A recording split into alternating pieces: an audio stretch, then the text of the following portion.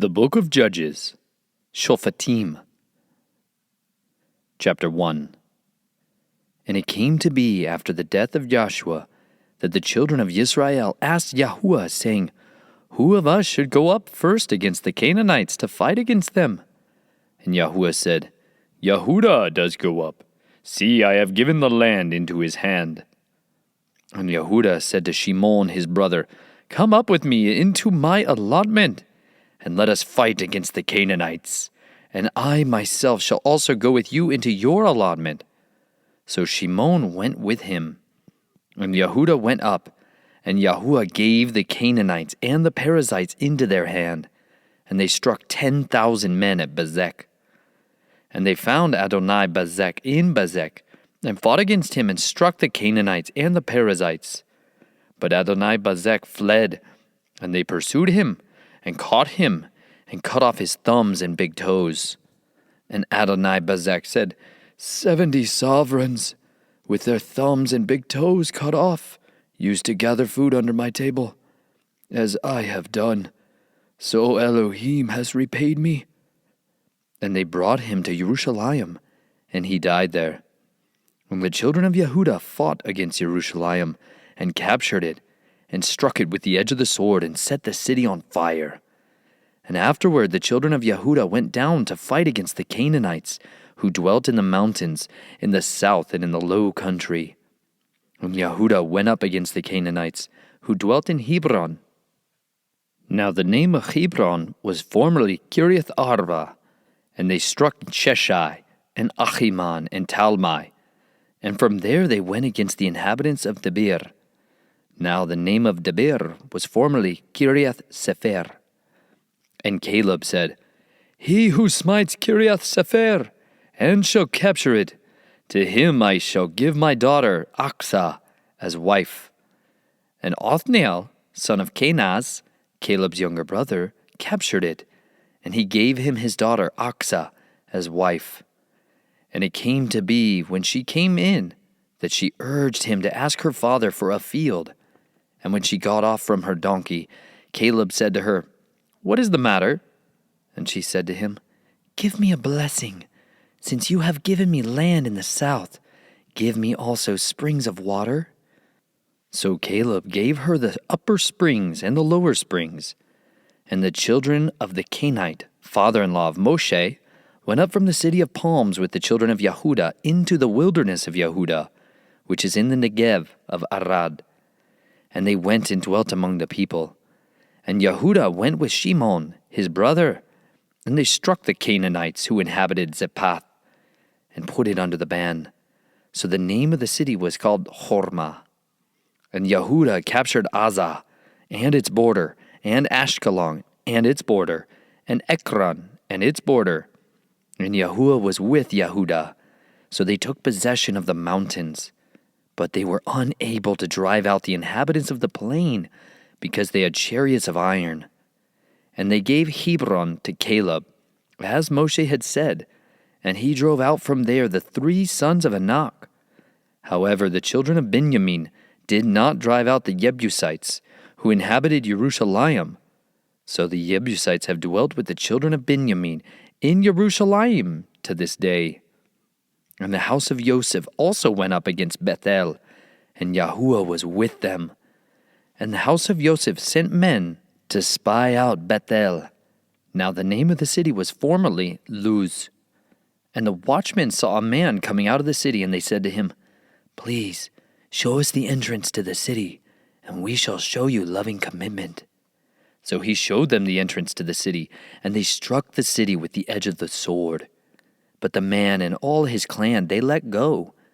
And the man went to the land of the Hittites, and built a city, and called its name Luz, which is its name to this day. And Manasseh did not dispossess Beth-Sha'an and its villages, nor Ta'anach and its villages, nor the inhabitants of Dor and its villages, nor the inhabitants of Yiblaim and its villages, nor the inhabitants of Megiddo and its villages, for the Canaanites desired to dwell in that land. And it came to be, when Yisrael was strong, that they put the Canaanites into compulsory labor but did not completely drive them out. Neither did Ephraim drive out the Canaanites who dwelt in Gezer. So the Canaanites dwelt in their midst in Gezer. Neither did Zebulun drive out the inhabitants of Kitron, or the inhabitants of Nahalol. So the Canaanites dwelt in their midst, and became compulsory labor. Neither did Asher drive out the inhabitants of Akko, nor the inhabitants of Zidon, nor of Ahalab, nor of Achzib, nor of Chelbah, nor of Aphek, nor of Rehob. So the Asherites dwelt in the midst of the Canaanites, the inhabitants of the land, because they did not drive them out. Neither did Naphtali drive out the inhabitants of Beth Shemesh, and of Beth Anath came compulsory labor for them. And the Amorites pressed the children of Dan into the mountains, for they would not allow them to come down to the valley. And the Amorites desired to dwell in Mount Cherez, in Aelon, and in Shalabim. But when the hand of the house of Joseph became stronger, they became compulsory labor. And the border of the Amorites was from the ascent of Akrabim, from Selah and upward. Chapter 2. And the messenger of Yahuah came up from Gilgal to Bochim, and said, I led you up from Mitsrayim, and brought you to the land of which I swore to your fathers. And I said, I do not break my covenant with you. And as for you, do not make a covenant with the inhabitants of this land. Break down their slaughter places. But you have not obeyed my voice. What is this you have done? Therefore I also said, I am not driving them out from before you, and they shall be adversaries to you, and their mighty ones shall be a snare to you. And it came to be, when the messenger of Yahuah spoke these words to all the children of Israel, that the people lifted up their voice and wept. So they called the name of that place Bochim, and slaughtered there to Yahuah. Then Yashuah dismissed the people, and the children of Israel went each to his own inheritance, to possess the land. And the people served Yahuah all the days of Yashuah, and all the days of the elders who outlived Yashuah, who had seen all the great works of Yahuah which he had done for Yisrael.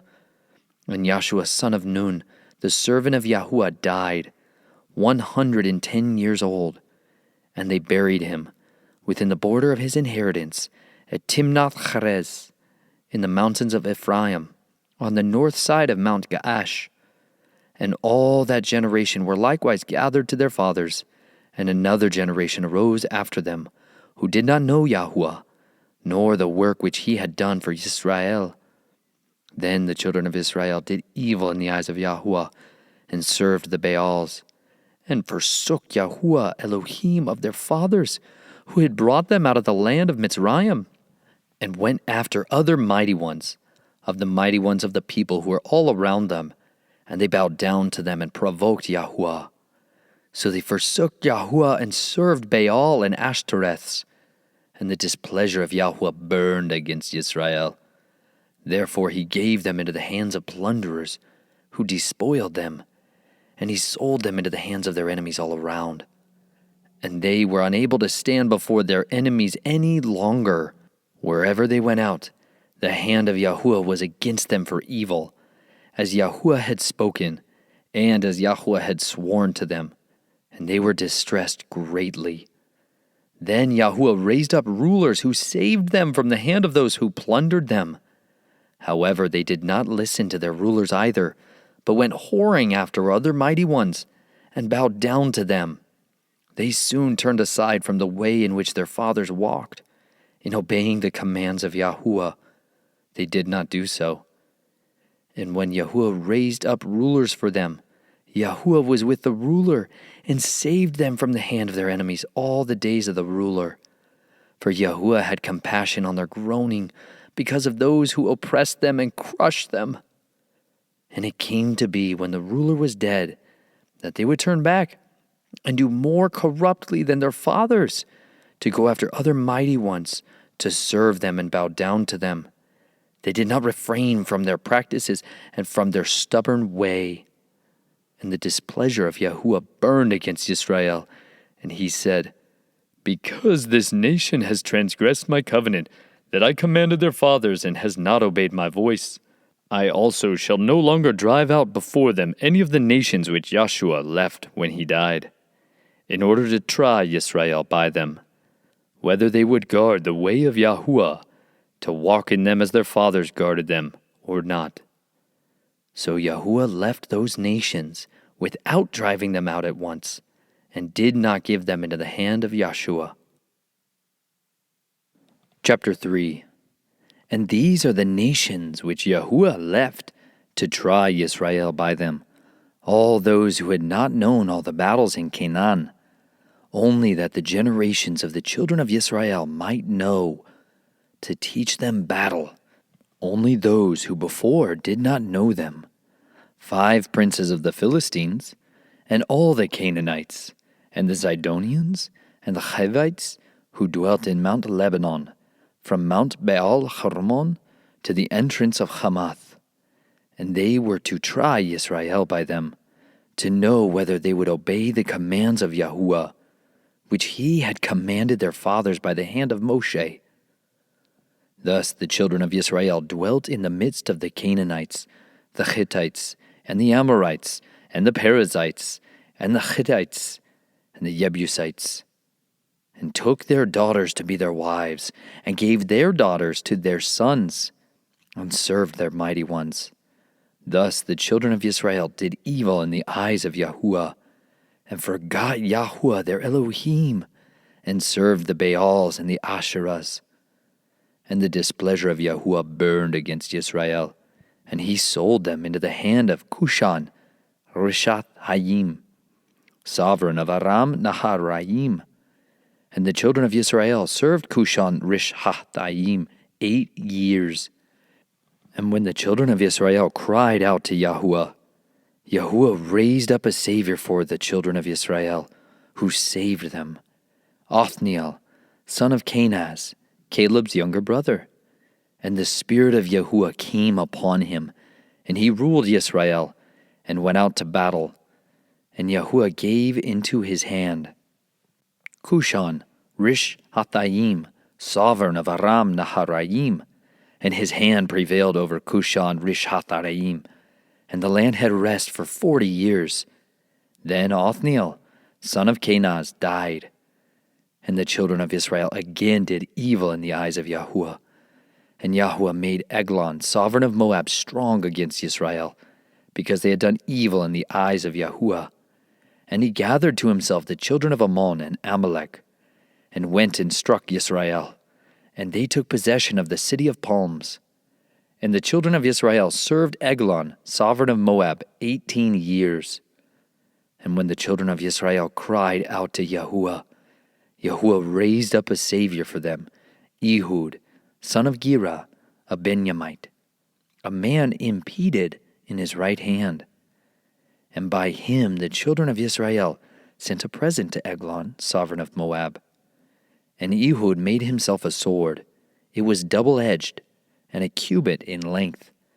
And he girded it under his long robe on his right thigh. And he brought the present to Eglon, sovereign of Moab. Now Eglon was a very fat man. And it came to be that when he had finished bringing near the present, he sent away the people bearing the present. But he himself turned back from the stone images that were at Gilgal, and said, I have a secret message for you, O sovereign. And he said, Be silent. And all those standing beside him went out from him. And Ehud came to him while he was sitting in his cool roof room. And Ehud said, I have a message from Elohim for you. So he arose from his seat. And Ehud reached with his left hand and took the sword from his right thigh and thrust it into his stomach. And the handle went in after the blade, and the fat closed over the blade, for he did not draw the sword out of his stomach, and it came out behind. Then Ehud went out to the porch and shut the doors of the upper room behind him and locked them. And when he had gone out, his servants came to look and saw the doors of the roof were locked. So they said, He is only covering his feet in the cool roof room. And they waited until they were ashamed. but saw he was not opening the doors of the upper room. So they took the key and opened them, and saw their master fallen to the ground, dead. But while they were delaying, Ehud escaped, and had passed beyond the stone images, and escaped to Sariah.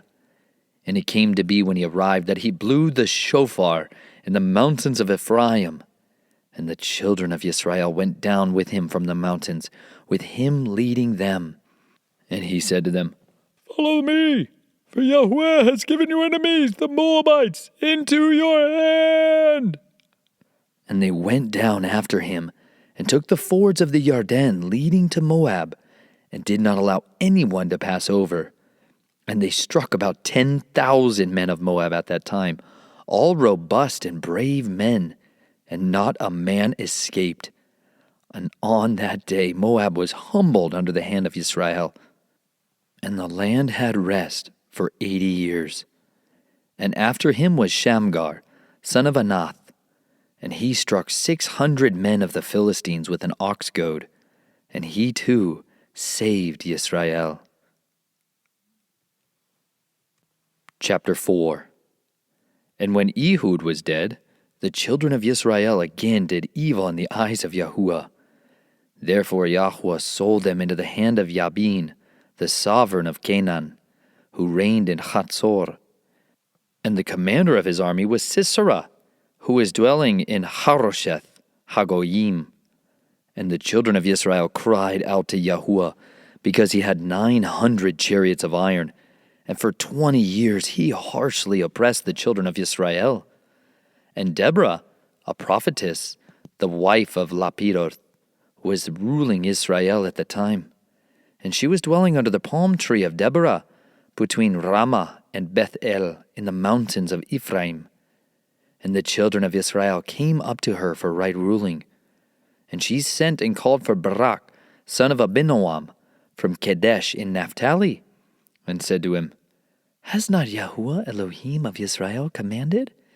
Go, and you shall draw towards Mount Tabor, and shall take with you 10,000 men of the sons of Naphtali, and of the sons of Zebulun. And I shall draw unto you Sisera, the commander of Yavin's army, with his chariots and his company at the Wadi Kishon, and shall give him into your hand." And Barak said to her, "If you go with me, then I shall go. But if you do not go with me, I do not go." And she said, "I shall certainly go with you. Only there shall be no esteem for you in the journey you are taking, for Yahuah is going to sell Sisera into the hand of a woman." So Deborah arose and went with Barak to Kadesh. And Barak called Zebulun and Naphtali to Kadesh, and he went up 10,000 men under his command, and Deborah went with him. And Heber, the Canaanite of the children of Hobab, the father-in-law of Moshe, had separated himself from the Canaanites, and pitched his tent near the terebinth tree at Zananaim, which is beside Kadesh. And they reported to Sisera that Barak, son of Abinoam, had gone up to Mount Tabor. So Sisera called all his chariots, 900 chariots of iron, and all the people who were with him, from Harosheth Hagoyim to the Wadi Kishon. And Deborah said to Barak, "Rise up, for this is the day in which Yahuah has given Sisera into your hand. Has not Yahuah gone out before you?" And Barak went down from Mount Tabor with 10,000 men after him. And Yahuah destroyed Sisera and all his chariots and all his army with the edge of the sword before Barak. And Sisera leaped from his chariot and fled away on foot. But Barak pursued the chariots and the army as far as Hasareth Hagoyim, and all the army of Sisera fell by the edge of the sword. Not one was left. Sisera, meanwhile, had fled on foot to the tent of Yael, the wife of Heber, the Canaanite. For there was peace between Yabin, sovereign of Hatzor, and the house of Heber, the Canaanite. And Yael went out to meet Sisera and said to him, "Turn aside, my master. Turn aside to me. Do not fear." So he turned aside with her into the tent, And she covered him with a blanket. And he said to her, "Please, give me a little water to drink, for I am thirsty." So she opened a bottle of milk and gave him a drink and covered him. And he said to her, "Stand at the door of the tent, and it shall be if anyone comes and asks you and says, 'Is there a man here?' you shall say, 'No.'" But Yael, Heber's wife, took a tent peg and took a hammer in her hand and went softly to him and drove the peg into the side of his head, and it went down into the ground, for he was fast asleep and exhausted, and he died. And see, as Barak pursued Sisera, Yael came out to meet him and said to him, "Come, let me show you the man whom you are seeking." And when he went into her tent, there lay Sisera dead, with the peg in the side of his head. And on that day Elohim humbled Yabin, sovereign of Canaan, in the presence of the children of Yisrael. And the hand of the children of Yisrael grew stronger and stronger against Yabin, sovereign of Canaan, until they had cut off Yabin, sovereign of Canaan. Chapter 5. And on that day Deborah and Barak, son of Abinoam, sang, saying, "For leaders leading in Yisrael, for people volunteering, bless Yahuah. Hear, O sovereigns, give ear, O princes. I do sing to Yahuah. I sing praise to Yahuah, Elohim of Yisrael. Yahuah, when you went out from Seir, when you stepped from the field of Edom, the earth shook and the heavens poured. The clouds also poured water. The mountains flowed at the presence of Yahuah. This Sinai at the presence of Yahuah, Elohim of Yisrael. In the days of Shamgar, the son of Anath, in the days of Yael, the highways were deserted, and the travelers went in crooked ways. Leadership ceased. It ceased in Yisrael until I, Deborah, arose. A mother in Yisrael arose. They chose new mighty ones. Then fighting was in the gates. Neither a shield nor spear was seen among 40,000 in Yisrael. My heart is toward the inscriber of Yisrael, the volunteers among the people. Bless Yahuah. You who ride on white donkeys, you who sit on rich carpets, and you who walk along the way, declare it. By the voice of shouters between the places of drawing water, there they recount the righteous acts of Yahuah, the righteous acts of his leadership in Yisrael. Then the people of Yahuah shall go down to the gates. Wake up, Deborah, wake up, sing a song, arise, Barak, and lead your captives away, O son of Abinoam. Then he set the remnant to rule the nobles. Yahuah came down for me against the mighty ones. Out of Ephraim their root is against Abimelech. After you, Benjamin, with your peoples, out of Machir inscribers came down, and out of Zebulun those who handle the scribes read. And the heads of Issachar were with Deborah, and as Issachar, so was Barak sent into the valley under his command. Among the divisions of Reuben there were great searchings of heart. Why did you remain among the sheepfolds? To hear the bleatings of the flocks? The divisions of Reuben have been great searchings of heart. Gilead remained beyond the Yarden. And why did Dan sojourn by the ships? Asher continued at the seashore and remained by its landing places. Zebulun is a people who risked their lives to the point of death. Naphtali also on the heights of the field. Sovereigns came, they fought. Then the sovereigns of Canaan fought in Tanakh by the waters of Megiddo. They took no spoils of silver. From the heavens they fought. The stars from their courses fought against Sisera. The wadi of Kishon swept them away. That age-old wadi, the wadi of Kishon. O my being, you have trampled in strength. Then stamped hoofs of horses with the galloping of his steeds. Curse Maroz, said a messenger of Yahuah. Curse its inhabitants, because they did not come to the help of Yahuah. to the help of Yahuah among the mighty. Blessed above women is Yael, the wife of Hever the Canaanite. Above women in her tents she is blessed. He asked for water, she gave milk. She brought out curdled milk in a bowl for nobles. She stretched her hand to the tent peg and her right hand to the workman's hammer. Then she pounded Sisera. She smashed his head. She pierced and struck through the side of his head. Between her feet he bowed. He fell. He lay still. Between her feet he bowed. He fell. Where he bowed, there he fell, destroyed. Through the window the mother of Sisera looked and cried out through the lattice, "Why does his chariot delay to come? Why have the steps of his chariot tarried?" The wise ones of her princesses answered her. Indeed, she answered herself, "Do they not find and divide the spoil?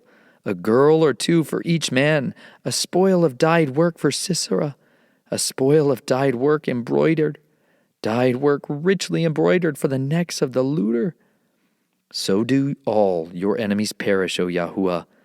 But let those who love him be like the sun rising in its might. And the land had rest 40 years. Chapter 6. And the children of Yisrael did evil in the eyes of Yahuah. And Yahuah gave them into the hand of Midian for 7 years. And the hand of Midian was strong against Yisrael. And before the faces of the Midianites, the children of Yisrael made for themselves the refuges which are in the mountains, and the caves and the strongholds. And it came to be whenever Yisrael had sown, that Midian would come up, and Abimelech, and the people of the east would come up against them, and encamp against them, and destroy the increase of the soil, as far as Azah, and leave no food in Yisrael, neither sheep, nor ox, nor donkey. For they came up with their livestock and their tents, coming in as numerous as locusts. And they and their camels were without number. And they came into the land to destroy it. Thus Yisrael was brought very low because of Midian. And the children of Yisrael cried out to Yahuah. And it came to be, when the children of Israel cried out to Yahuah because of Midian, that Yahuah sent a prophet to the children of Israel, who said to them, "Thus said Yahuah, Elohim of Israel, I have brought you up from Mitsrayim, and I brought you out of the house of bondage, and I delivered you out of the hand of the Mitsrites, and out of the hand of all your oppressors, and drove them out before you, and gave you their land. And I said to you, I am Yahuah, your Elohim. Do not fear the mighty ones of the Amorites, in whose land you dwell. And you have not obeyed my voice." And the messenger of Yahuah came and sat under the terebinth tree which was in Ophrah, which belonged to Joash the Abiezrite, while his son Gideon threshed wheat in the winepress to hide it from the eyes of the Midianites. And the messenger of Yahuah appeared to him and said to him, "Yahuah is with you, you mighty brave one." And Gideon said to him, "O my master, if Yahuah is with us, why has all this come upon us? And where are all his wonders which our father related to us, saying, Did not Yahuah bring us up from Mitsrayim? But now Yahuah has left us and given us into the hands of Midian." And Yahuah turned to him and said, "Go in this strength of yours, and you shall save Yisrael from the hand of the Midianites. Have I not sent you?" And he said to him, "O Yahuah, with what do I save Yisrael? See, my clan is the weakest in Manasseh, and I am the least in my father's house." And Yahuah said to him, "Because I am with you, you shall strike the Midianites as one man." And he said to him, "Please, if I have found favor in your eyes, then show me a sign that it is you who are speaking with me. Please do not move away from here until I come to you and bring out my offering and set it before you." And he said, "I shall stay until you return." And Gideon went in and prepared a young goat and unleavened bread from an ephah of flour. The meat he put in a basket, and he put the broth in a pot. And he brought them out to him under the terebinth tree, and presented it. And the messenger of Elohim said to him, Take the meat and the unleavened bread, and lay them on this rock, and pour out the broth. And he did so.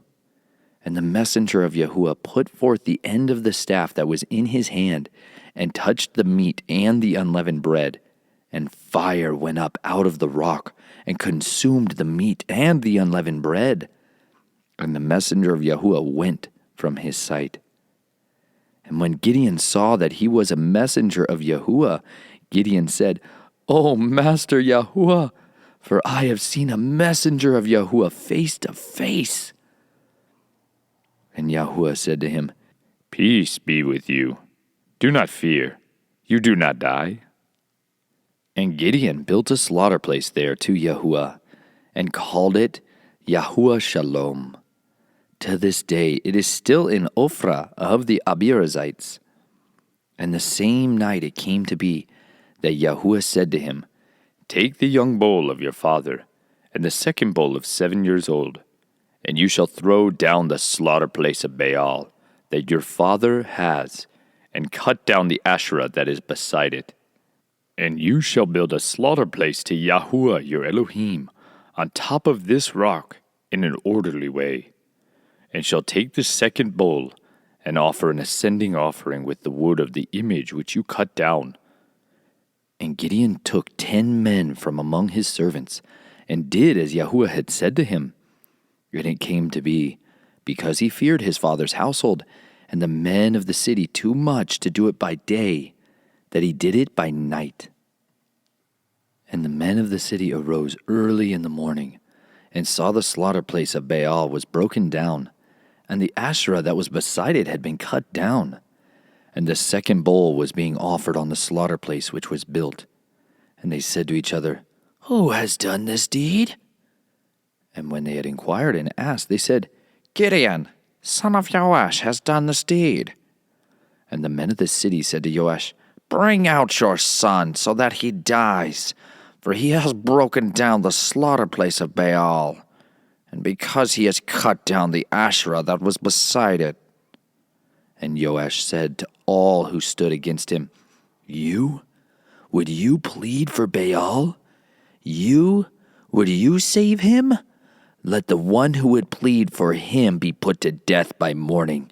If he is a mighty one, let him plead for himself, because his slaughter place has been broken down. So that day he called him Jerubbaal, saying, Let Baal plead against him, because he has broken down his slaughter place. Now all Midian and Amalek and the people of the east were gathered together, and they passed over and encamped in the valley of Yisrael. Then the Spirit of Yahuah came upon Gideon, and he blew the shofar, and the Abimelech gathered behind him. And he sent messengers throughout all of Manasseh, who also gathered behind him. And he sent messengers to Asher, and to Zebulun, and to Naphtali, and they came to meet them. And Gideon said to Elohim, If you are saving Yisrael by my hand, as you have said, see, I am placing a fleece of wool on the threshing floor. If there is dew only on the fleece, and it is dry on all the ground, then I shall know that you are saving Yisrael by my hand, as you have said. And it was so. And he rose early the next morning and pressed the fleece and wrung the dew out of the fleece to fill a bowl with water. And Gideon said to Elohim, Do not be displeased with me, and let me speak only this time. Please, let me try only this time with the fleece. Please let it be dry only on the fleece, and let there be dew on all the ground. And Elohim did so that night, and it was dry on the fleece only, but there was dew on all the ground. Chapter 7. And Jerubbaal, that is Gideon, and all the people who were with him rose up early, and encamped by the fountain of Herod, so that the camp of Midian was on the north side of them by the hill of Moreh in the valley. And Yahuah said to Gideon, The people who are with you are too many for me to give Midian into their hands. lest Yisrael boast against me, saying, My own hand has saved me. And now proclaim in the hearing of the people, saying, Whoever is afraid and trembling, let him turn back and leave Mount Gilead. And 22,000 of the people turned back, while 10,000 remained. And Yahuah said to Gideon, The people are still too many. Bring them down to the water, and let me prove them for you there. And it shall be that of whom I say to you, This one goes with you, let him go with you. And of whomever I say to you, This one does not go with you, let him not go. So he brought the people down to the water. And Yahuah said to Gideon, Everyone who laps the water with his tongue, as a dog laps, separate him from everyone who bows down on his knees to drink. And the number of those who lapped, putting their hand to their mouth, was 300 men. And all the rest of the people bowed down on their knees to drink water. And Yahuah said to Gideon, By the 300 men who lapped I save you, and shall give Midian into your hand.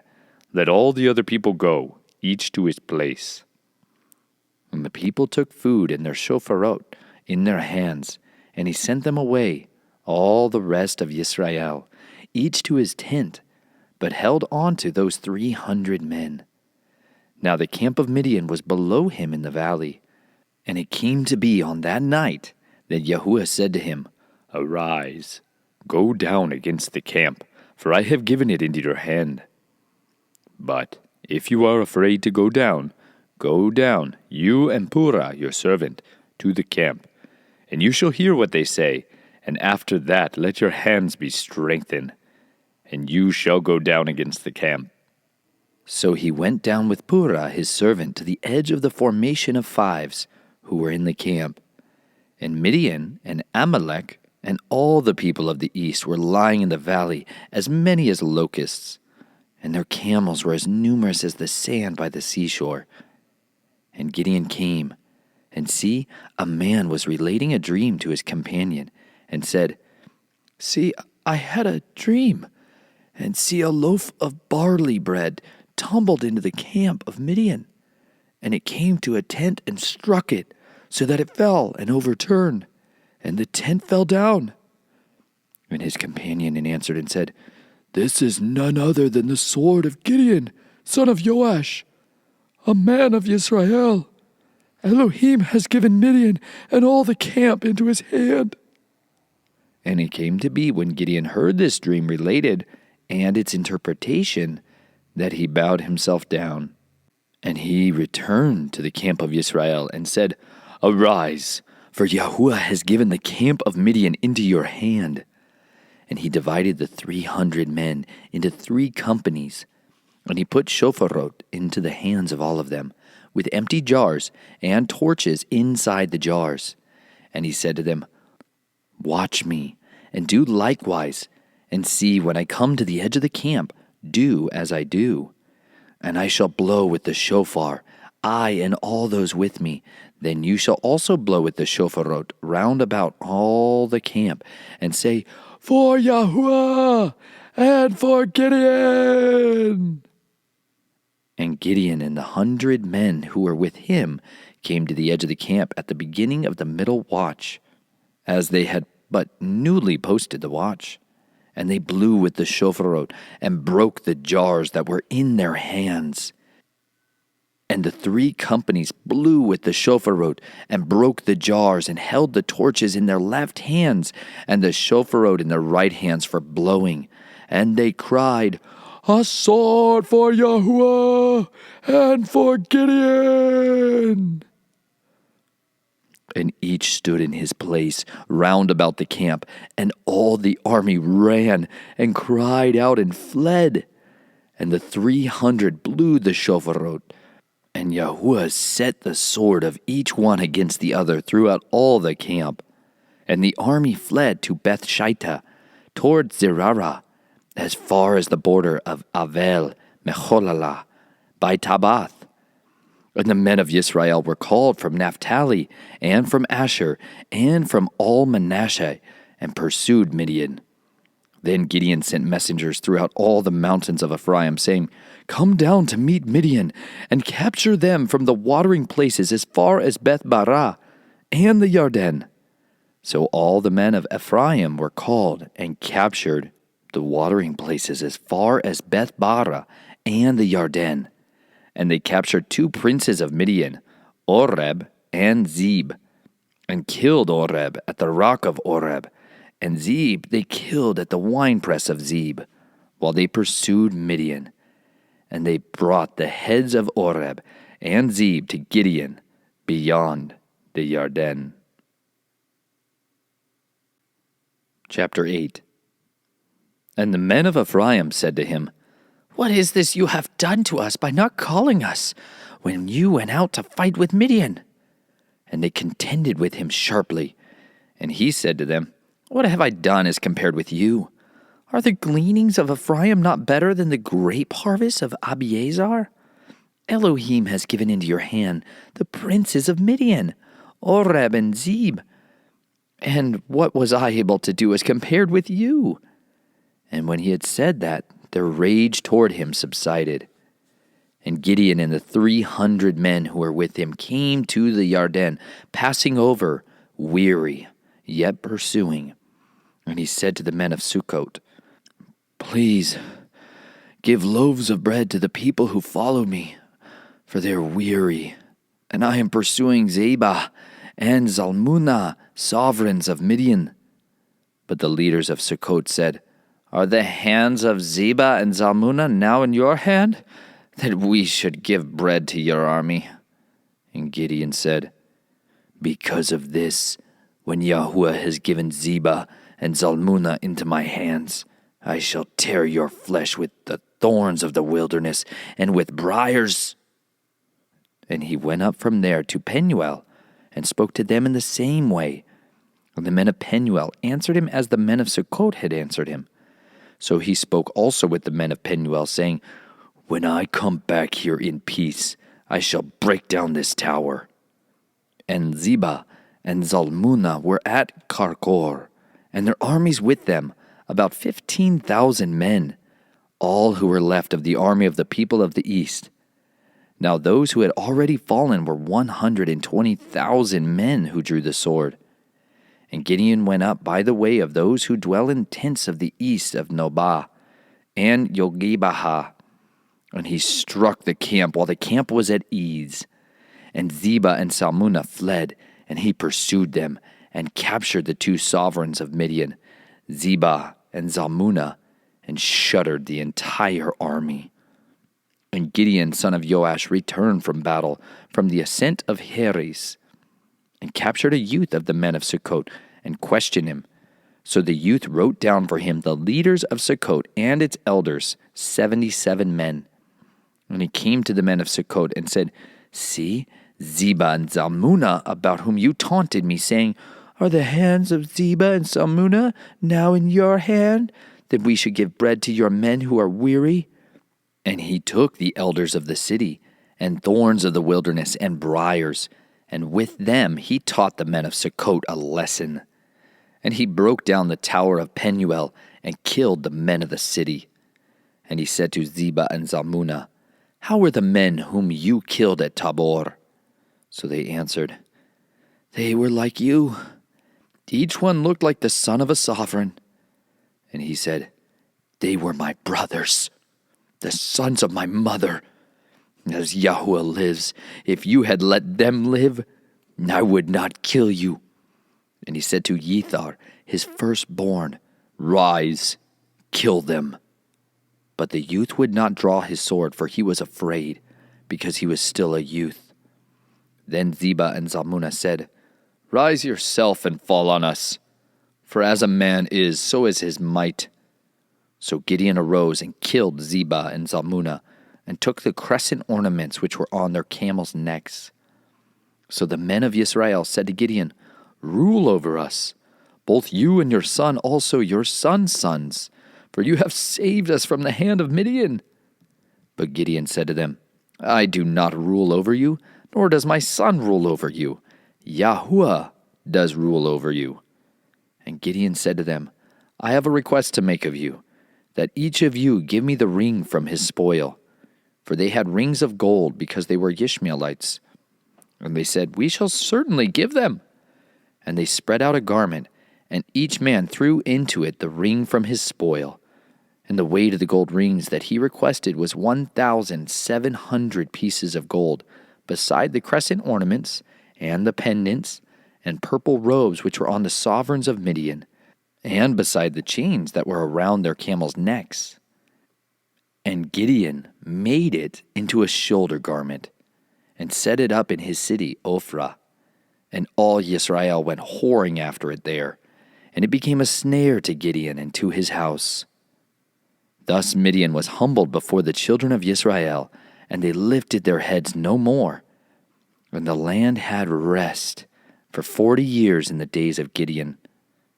And Jerubbaal, son of Joash, went and dwelt in his own house. And Gideon had 70 sons who were his own offspring, for he had many wives. And his concubine, who was in Shechem, also bore him a son, and he gave him the name Abimelech. And Gideon, son of Joash, died at a good old age, and was buried in the burial site of Joash his father, in Ophrah of the Abiezrites. And it came to be, when Gideon was dead, that the children of Israel again went whoring after the Baals, and made Baal-berith their mighty one. Thus the children of Israel did not remember Yahuah their Elohim, who had delivered them from the hands of all their enemies round about. Nor did they show loving commitment to the house of Jerubbaal, Gideon, according to all the good which he did for Yisrael. Chapter 9. And Abimelech, son of Jerubbaal, went to Shechem to his mother's brothers, and spoke with them, and with all his clan of the house of his mother's father, saying, Please speak in the hearing of all the masters of Shechem. Which is better for you, that 70 men, all the sons of Jerubbaal, rule over you, or that one man rule over you? And you shall remember that I am your own flesh and bone. And his mother's brothers spoke all these words concerning him in the hearing of all the masters of Shechem. And their heart inclined toward Abimelech, for they said, He is our brother. And they gave him 70 pieces of silver from the house of Baal-berith, with which Abimelech hired worthless and reckless men, and they followed him. And he went to his father's house at Ophrah, and killed his brothers, the 70 sons of Jerubbaal, on one stone. But Jotham, the youngest son of Jerubbaal, was left, because he hid himself. And all the masters of Shechem gathered together, and all of Beth Milo. And they went and made Abimelech sovereign beside the terebinth tree at the post that was in Shechem. And they informed Jotham, and he went and stood on top of Mount Gerizim, and lifted his voice and cried out and said to them, Hear me, you masters of Shechem, and let Elohim hear you. The trees went forth to anoint a sovereign over them, and they said to the olive tree, Reign over us. And the olive tree said to them, Shall I leave my oil, with which they esteem mighty ones and men, and go sway over the trees? Then the tree said to the fig tree, Come, reign over us. And the fig tree said to them, Shall I leave my sweetness and my good fruit, and go sway over trees? Then the tree said to the vine, Come, reign over us. And the vine said to them, Shall I leave my new wine, which rejoices mighty ones and men, and go sway over trees? Then all the trees said to the bramble, Come, reign over us. And the bramble said to the trees, If in truth you anoint me as sovereign over you, come, take shelter in my shade. But if not, let fire come out of the bramble and devour the cedars of Lebanon. And now if you have acted in truth and integrity in setting up Abimelech to reign, and if you have acted well with Jerubbaal and his house, and you have done to him as his hands did to you, for my father fought for you and risked his life, and delivered you out of the hand of Midian. But you have risen up against my father's house today, and killed his 70 sons on one stone, and set up Abimelech, the son of his female servant, to reign over the masters of Shechem, because he is your brother. If then you have acted in truth and integrity with Jerubbaal and with his house this day, then rejoice in Abimelech, and let him also rejoice in you.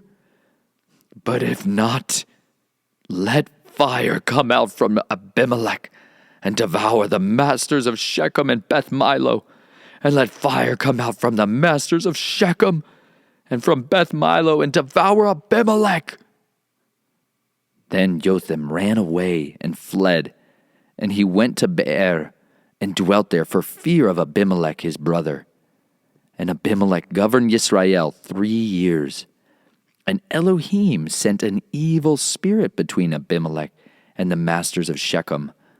And the masters of Shechem acted treacherously against Abimelech, in order that the violence done to the 70 sons of Jerubbaal might come, and their blood be laid on Abimelech, their brother, who killed them, and on the masters of Shechem, who strengthened his hand to kill his brothers. And the masters of Shechem set men in ambush against him on the tops of the mountains, and they robbed all who passed over by them along that way. And it was reported to Abimelech. And Gaal, son of Ebed, came with his brothers and passed over to Shechem, and the masters of Shechem put their trust in him, and went out into the fields, and gathered their vineyards, and trod out, and held a feast. And they went into the house of their mighty one, and ate and drank, and cursed Abimelech. And Gaal, son of Ebed, said, Who is Abimelech? Who is Shechem, that we should serve him? Is not the son of Jerubbaal, and is not Zebul his officer? Serve the men of Hamor, the father of Shechem. But why should we serve him? If only this people were under my hand, then I would remove Abimelech. And he said to Abimelech, Increase your army and come out.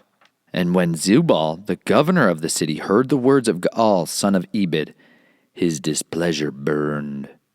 And he sent messengers to Abimelech by deceit, saying, See, Gaal, son of Ebed, and his brothers have come to Shechem, and see, they are besieging the city against you.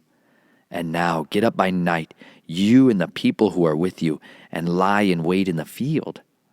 And it shall be, as soon as the sun is up in the morning, then rise early and rush upon the city. And see, when he and the people who are with him come out against you, you shall do to them as your hand finds to do. And Abimelech and all the people who were with him rose up by night, and laid in wait against Shechem in 4 companies. Now Gaal, son of Ebed, went out and stood in the entrance to the city gate. And Abimelech and all the people who were with him rose from lying in wait.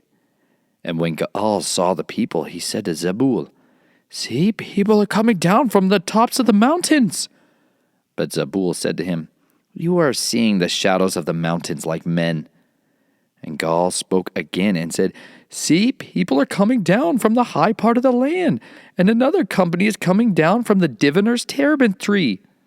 And Zubal said to him, Now where is your mouth with which you said, Who is Abimelech, that we should serve him? Are not these people whom you despised? I beg you, go out and fight them now. So Gaal went out, leading the masters of Shechem, and fought Abimelech. And Abimelech pursued him, and he fled from him. And many fell wounded up to the entrance of the gate. And Abimelech stayed at Arumah. And Zubal drove out Gaal and his brothers so that they would not dwell in Shechem.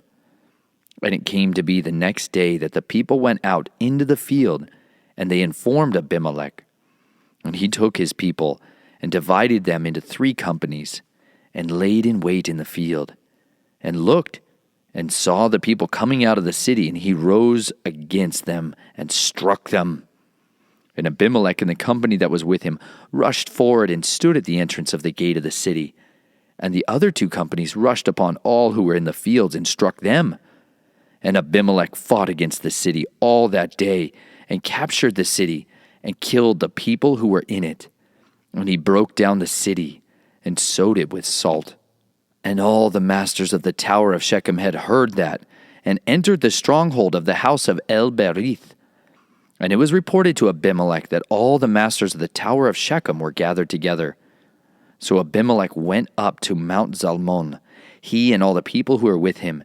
And Abimelech took an axe in his hand, and cut down a branch from the trees, and took it and laid it on his shoulder. Then he said to the people who were with him, "What you have seen me do, hurry, do as I have done." And all the people likewise cut down each one his own branch, and followed Abimelech, and put them against the stronghold, and set the stronghold on fire above them, so that all the men of the tower of Shechem died, about 1,000 men and women. And Abimelech then went up to Thebets, and he encamped against Thebets, and captured it. However, there was a strong tower in the city, and all the men and women and all the masters of the city fled there, and shut themselves in, and went up to the top of the tower. And Abimelech came to the tower, and fought against it, and approached the door of the tower to burn it with fire. But a certain woman dropped an upper millstone on the head of Abimelech, and crushed his skull. He then immediately called the young man, his armor-bearer, and said to him, "Draw your sword, and kill me, lest men say of me, 'A woman killed me.'" And his young man thrust him through, and he died. And when the men of Yisrael saw that Abimelech was dead, each one went to his own place. Thus did Elohim repay the evil of Abimelech, which he had done to his father, to kill his 70 brothers. And all the evil of the men of Shechem Elohim turned back on their own heads, and the curse of Jotham, son of Jerubbaal, came on them. Chapter 10. And after Abimelech, there arose Tola, son of Puah, son of Dodo, a man of Issachar, to save Yisrael. And he dwelt in Shamur, in the mountains of Ephraim. And he ruled Yisrael 23 years. Then he died, and was buried in Shamur. And after him arose Yair, a Gileadite, and he ruled Yisrael 22 years. And he had 30 sons, who rode on 30 donkeys, and they had 30 towns, which are called Hawath Yair to this day, which are in the land of Gilead. And Yair died, and was buried in Kalmon. And the children of Israel again did evil in the eyes of Yahuah, and served the Baals and the Ashtoreths, and the mighty ones of Aram, and the mighty ones of Zidon, and the mighty ones of Moab, and the mighty ones of the children of Ammon, and the mighty ones of the Philistines, and forsook Yahuah, and did not serve him. Therefore the displeasure of Yahuah burned against Yisrael, and he sold them into the hands of the Philistines, and into the hands of the children of Ammon. And they crushed and oppressed the children of Yisrael that year, for 18 years, all the children of Yisrael who were beyond the Yarden, in the land of the Amorites, in Gilead. And the children of Ammon passed over the Yarden to fight against Yehudah, and against Benjamin, and against the house of Ephraim, so that Yisrael had great distress. And the children of Israel cried out to Yahuah, saying, "We have sinned against you, because we have both forsaken our Elohim and served the Baals." So Yahuah said to the children of Israel, "Was it not from the Mitsrites, and from the Amorites, and from the children of Ammon, and from the Philistines that I saved you? And the Zidonians, and Amalek, and Moan oppressed you, and you cried out to me, and I saved you from their hand. But you have forsaken me, and served other mighty ones. Therefore I do not save you again. Go, and cry out to the mighty ones which you have chosen. Let them save you in your time of distress."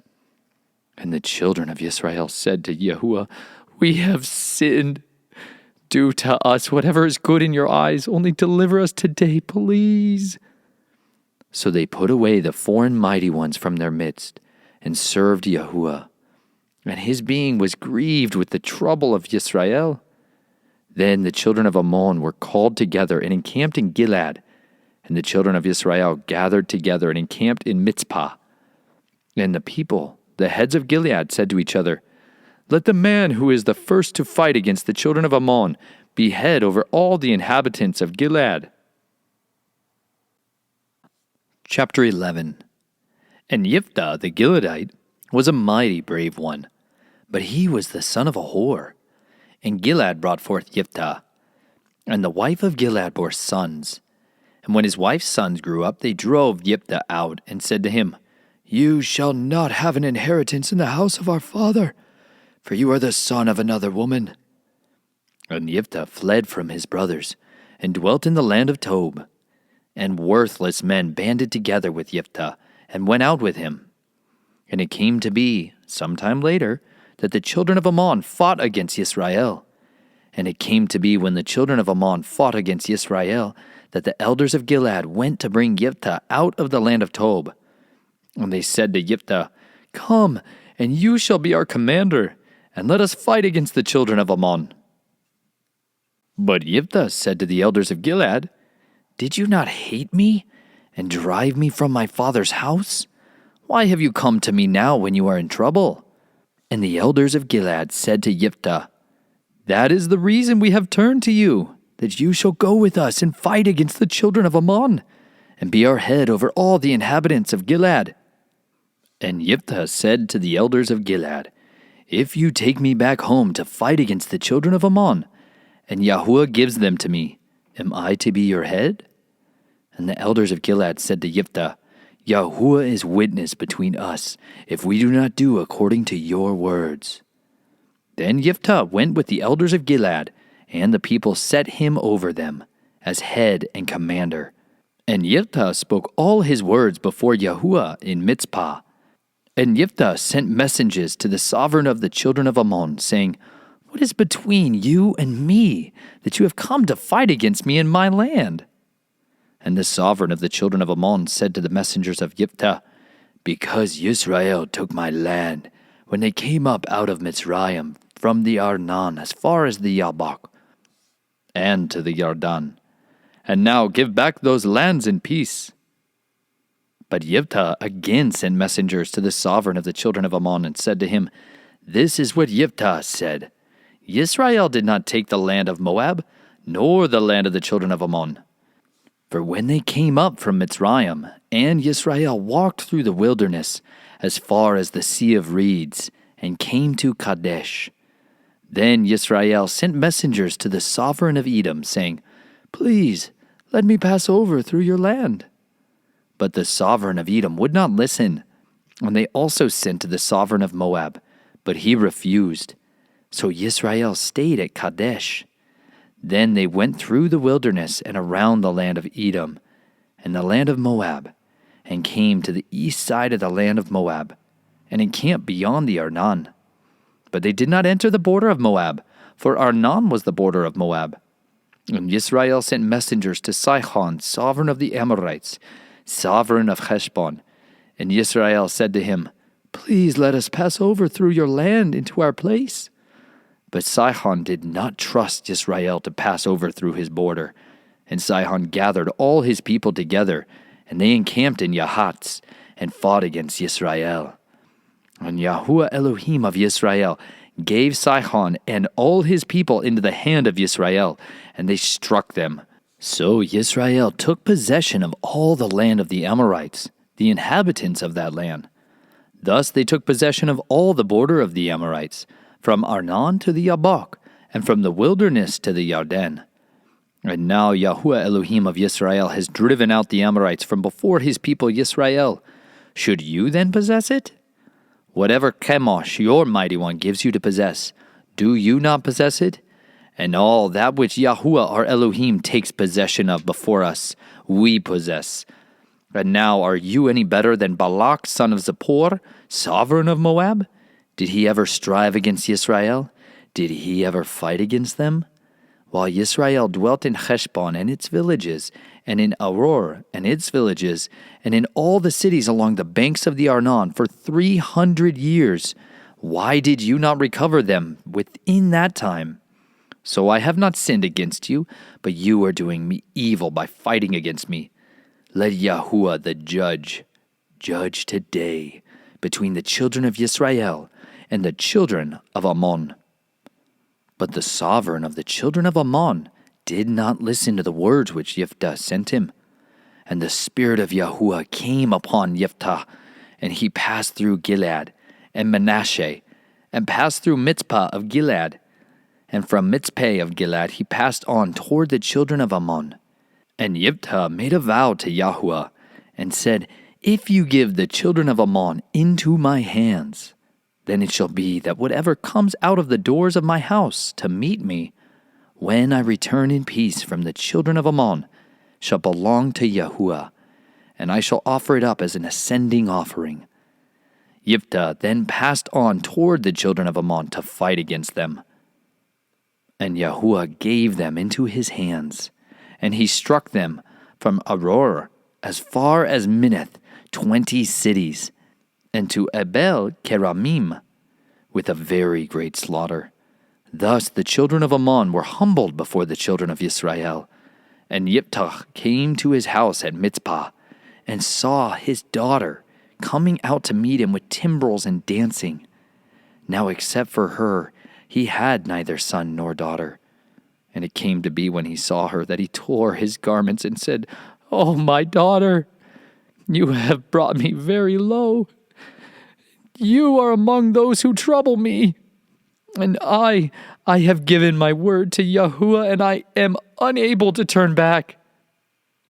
And she said to him, "My father, if you have given your word to Yahuah, do to me according to what has gone out of your mouth, because Yahuah has taken vengeance for you upon your enemies, the children of Ammon." And she said to her father, "Let this be done for me. Let me alone for 2 new moons, and let me go and wander on the mountains and bewail my maidenhood, my friends and I." Then he said, "Go." And he sent her away for 2 new moons. And she went with her friends, and bewailed her maidenhood on the mountains. And it came to be at the end of 2 new moons that she returned to her father, and he did to her as he had vowed. And she knew no man. And it became a statute in Yisrael that the daughters of Yisrael went every year for 4 days to lament the daughter of Jephthah the Gileadite. Chapter 12.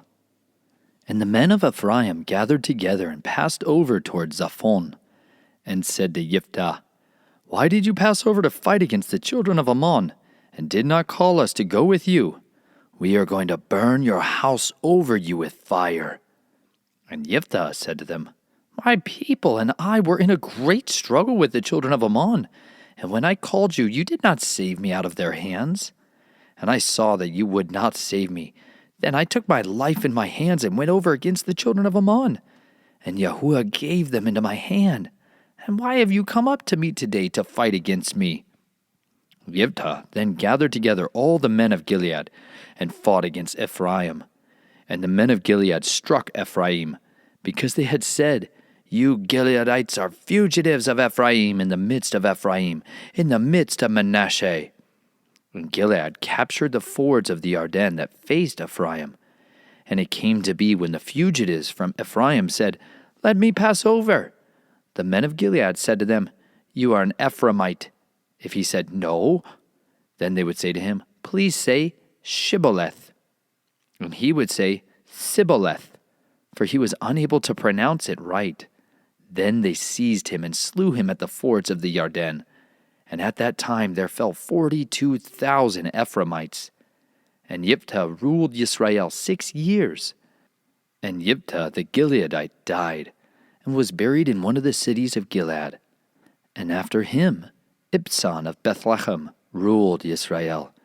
And he came to have 30 sons and 30 daughters. He sent abroad and brought in 30 daughters for his sons. And he ruled Yisrael 7 years. And Ibzan died, and was buried at Bethlehem. And after him, Elon, the Zebulunite, ruled Yisrael. And he ruled Yisrael 10 years. And Elon the Zebulunite died, and was buried at Ayalon, in the land of Zebulun. And after him, Abdon, son of Hillel, the Pirathonite, ruled Yisrael. And he had 40 sons and 30 donkeys, who rode on 70 young donkeys. And he ruled Yisrael 8 years. And Abdon, son of Hillel, the Pirathonite, died, and was buried in Pirathon, in the land of Ephraim, in the mountains of the Amalekites. Chapter 13. And again the children of Yisrael did evil in the eyes of Yahuah. So Yahuah gave them into the hand of the Philistines for 40 years. And there was a certain man from Zorah, of the clan of the Danites, whose name was Manoah, and his wife was barren, and had not borne. And a messenger of Yahuah appeared to the woman and said to her, See now, you are barren, and have not borne, but you shall conceive, and you shall bear a son. And now please guard, and do not drink wine or strong drink, and do not eat any unclean food. For look, you are conceiving and bearing a son, and let no razor come upon his head, for the youth is a Nazarite to Elohim from the womb on. And he shall begin to save Yisrael out of the hand of the Philistines. And the woman came and spoke to her husband, saying, A man of Elohim came to me, and his appearance was like the appearance of a messenger of Elohim, very awesome.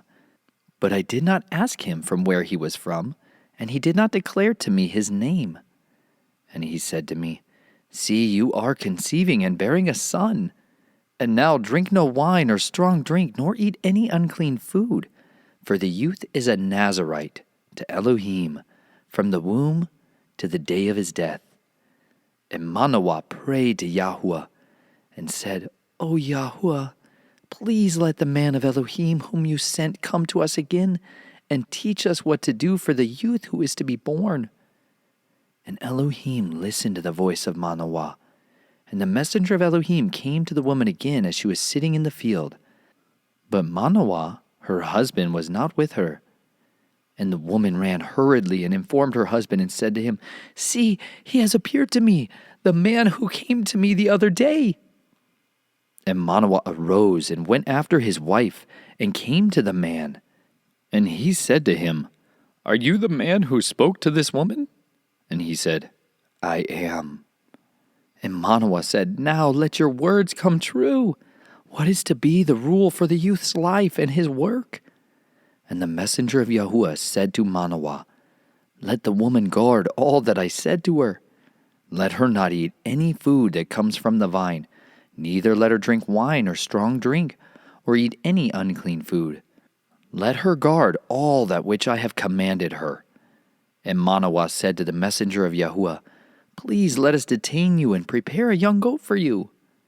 And the messenger of Yahuah said to Manoah, Though you detain me, I do not eat your food.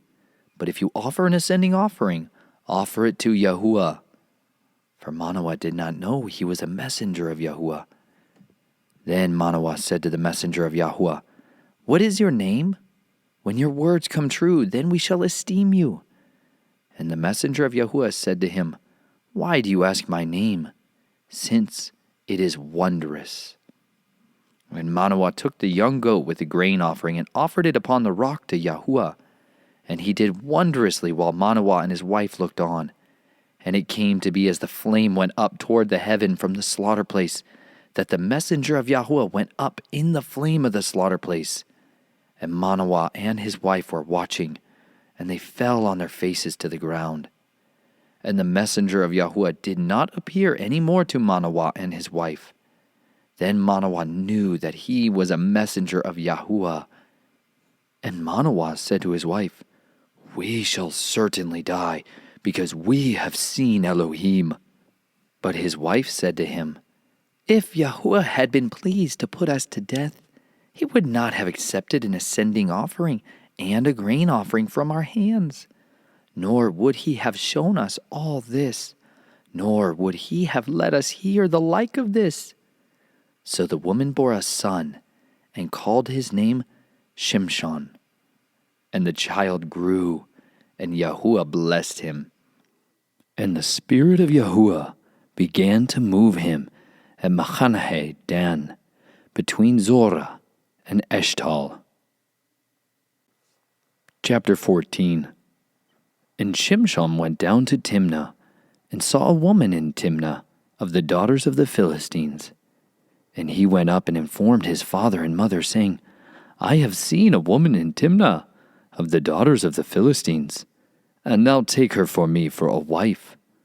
But his father and mother said to him, Is there no woman among the daughters of your brothers, or among all my people, that you should take a wife from the uncircumcised Philistines? And Shimshon said to his father, Take her for me, for she is pleasing in my eyes. However, his father and mother did not know that it was of Yahuah, that he was seeking an occasion to move against the Philistines. For at that time the Philistines were ruling over Yisrael. Then Shimshon went down to Timnah with his father and mother, and came to the vineyards of Timnah, and saw a young lion roaring as it met him.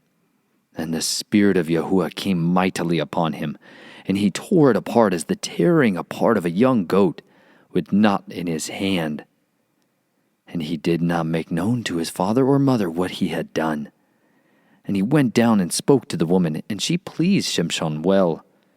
And when he returned later to take her, he turned aside to look at the carcass of the lion, and saw a swarm of bees and honey in the carcass of the lion.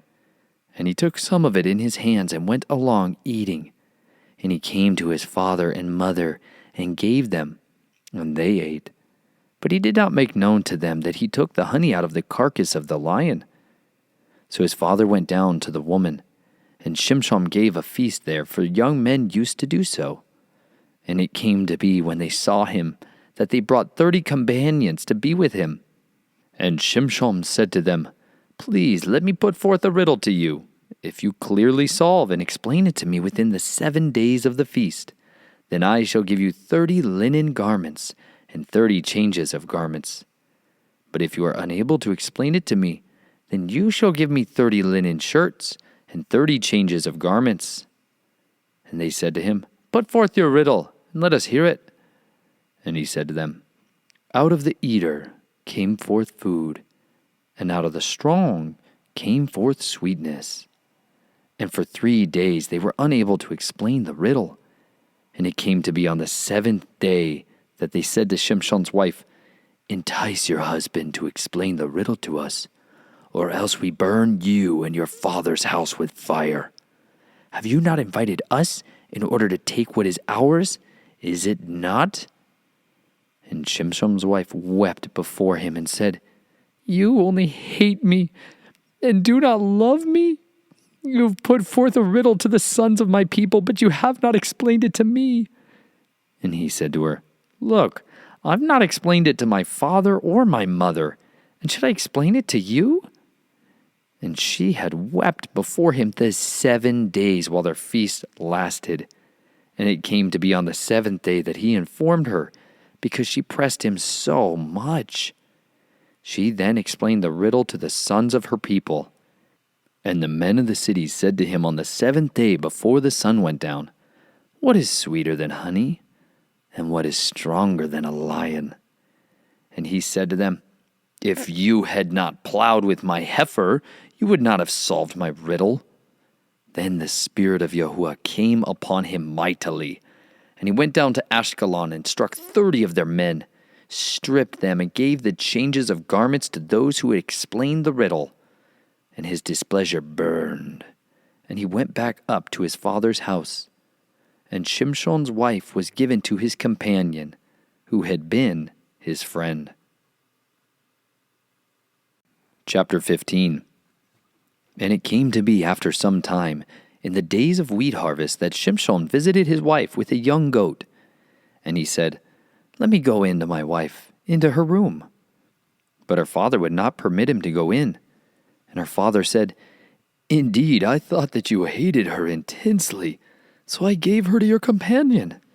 Is not her younger sister better than she? Please take her instead." And Shimshon said to them, "This time I am blameless regarding the Philistines if I do evil to them." And Shimshon went and caught 300 foxes, and took torches, and turned them tail to tail, and put a torch between each pair of tails, and set the torches on fire, and set them out into the standing grain of the Philistines, and burned up both the shocks and the standing grain, even the vineyards and olive trees. And the Philistines said, "Who did this?" And they answered, "Shimshon, the son-in-law of the Timnite, because he took away his wife and gave her to his companion." Then the Philistines went up and burned her and her father with fire. And Shimshon said to them, "Though you do this, yet I shall be avenged on you, and after that I cease." And he struck them hip and thigh a great slaughter, and went down and dwelt in the cleft of the rock of Etam. The Philistines then went up and encamped in Yehudah, and spread out against Lehi. And the men of Yehudah said, "Why have you come up against us?" And they answered, "We have come up to bind Shimshon, to do to him as he has done to us." Then 3,000 men of Yehudah went down to the cleft of the rock of Etam, and said to Shimshon, "Do you not know that the Philistines are rulers over us? Why have you done this?" And he said to them, "As they did to me, so I did to them." And they said to him, "We have come down to bind you, to give you into the hand of the Philistines." And Shimshon said to them, "Swear to me not to fall on me yourselves." And they spoke to him, saying, "No, but we are certainly going to bind you, and shall give you into their hand, but certainly not kill you." So they bound him with 2 new ropes, and brought him up from the rock. When he came to Lehi, the Philistines came shouting to meet him, and the spirit of Yahuah came mightily upon him, and the ropes that were on his arms became like flax that is burned with fire, and his bonds broke loose from his hands. And he found a fresh jawbone of a donkey, and put out his hand and took it, and struck 1,000 men with it. And Shimshon said, "With the jawbone of a donkey, 1 heap, 2 heaps. With the jawbone of a donkey I have stricken 1,000 men." And it came to be, when he had ended speaking, that he threw the jawbone from his hand, and called that place Ramath Lehi. And he became very thirsty, and cried out to Yahuah, and said, "You have given this great deliverance by the hand of your servant, and now am I to die of thirst, and fall into the hand of the uncircumcised?" And Elohim split the hollow place that is in Lehi, and water came out, and he drank. And his spirit came back, and he revived. So he called its name En-Hakor, which is in Lehi to this day. And he ruled Yisrael 20 years in the days of the Philistines. Chapter 16.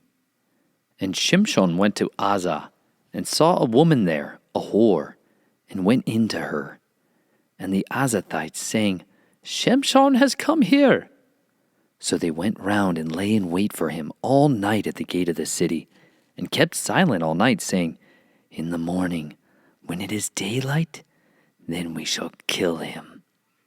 Now Shimshon lay until midnight, and rose at midnight, and took hold of the doors of the gate of the city, and the 2 gateposts, and pulled them up with the bar, put them on his shoulders, and took them to the top of the hill that faces Hebron. And it came to be afterward that he loved a woman in the Wadi Sorek, whose name was Delilah. And the princes of the Philistines came up to her and said to her, "Entice him, and find out where his great strength lies, and see by what we might overpower him. Then we shall bind him to humble him. And let us give you, each one of us, 1,100 pieces of silver."